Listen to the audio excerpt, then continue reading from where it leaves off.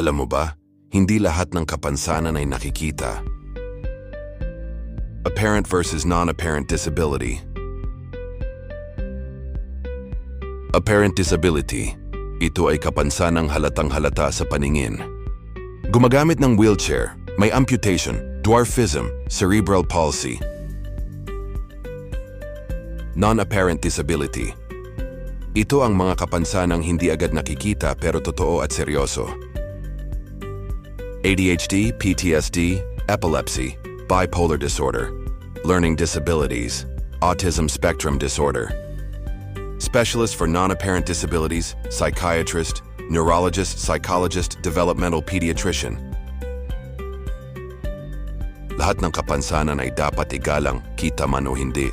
Ang respeto ay para sa lahat. Follow Boss Lakem for more about disability.